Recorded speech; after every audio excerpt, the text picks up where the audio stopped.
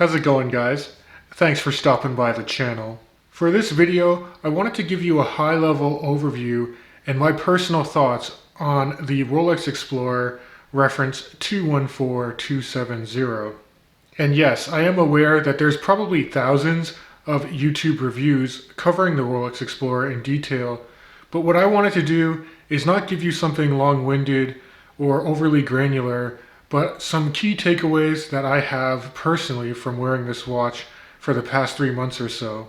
And moreover, I think that this video is timely given the current Rolex environment, the fact that they currently discontinued the 39mm Oyster Perpetuals, and even the Submariners have now gone up to 41.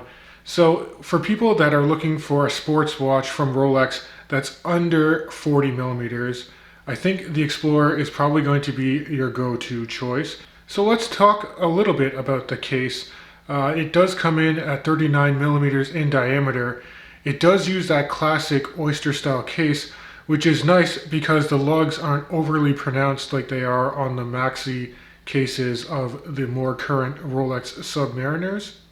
This watch also has a nice flat sapphire crystal. It doesn't have any anti-reflective coating, but it does keep the footprint, the height of this watch quite low at just around 11mm. So this watch is extremely versatile and comfortable on wrist, and it will fit pretty much under any sleeve. Now, I've really come to appreciate the overall legibility of this watch. On the dial, you have that classic design with the tri-Arabic numerals, and all of the indices are applied and bordered in white gold.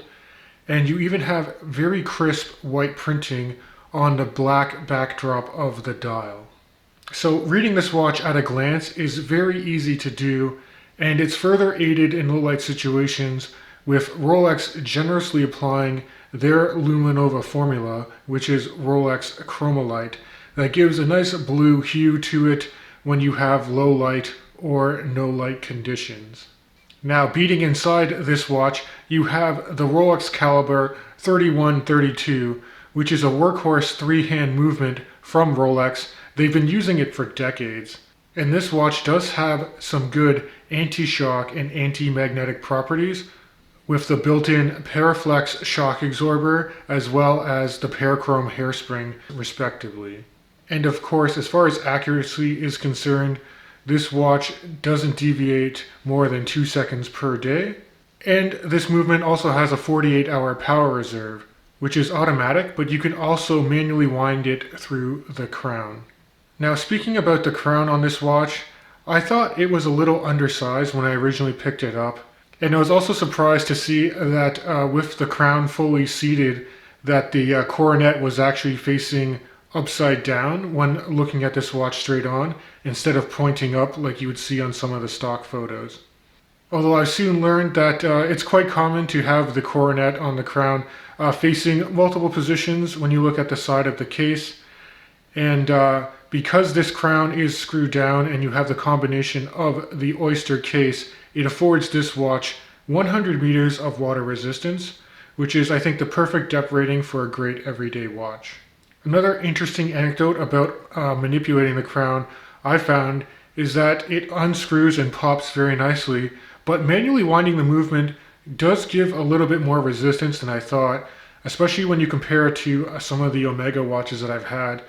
Now, I do love that the Rolex Explorer does fall a little under the radar. It's a little more austere in its case finishing. The only real polish you have is on the fixed bezel and on the sides of the links for the bracelet. Now, speaking about the bracelet, it's that classic 3-link Oyster style bracelet that tapers quite dramatically, actually, from 20mm at the head of the case down to just under 16mm before you get to the clasp. Now, my personal opinion before wearing this watch for very long was that I thought the taper was too dramatic, and it made the bracelet look a little disproportional to the head of the watch itself. However, I've come to love the wearability of the bracelet. It's extremely comfortable, and it's one of the most solid bracelets that I've ever seen on any watch. There is absolutely zero flex to the bracelet, and you don't have any rattling at the clasp either, which is also very secure.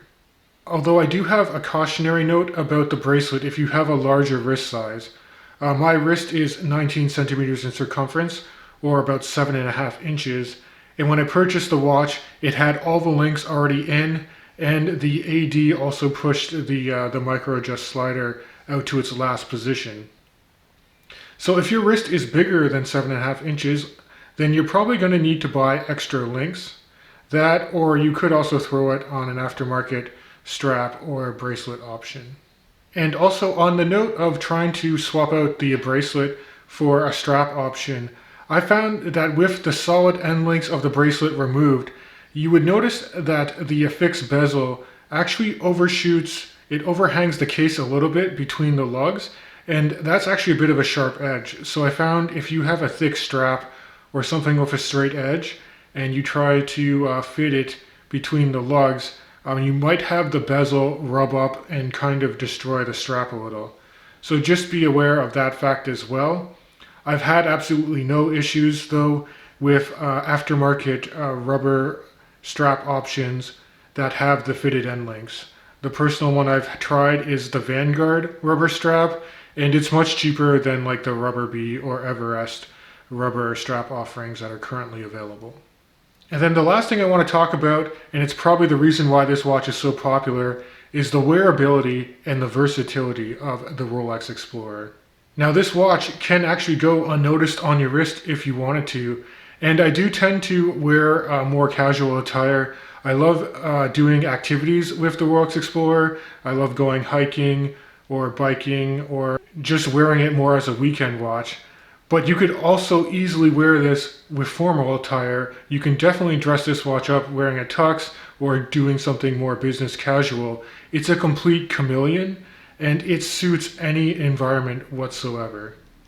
And the combination of the oyster case and that nice taper on the bracelet does lead to a lot of comfort on the wrist.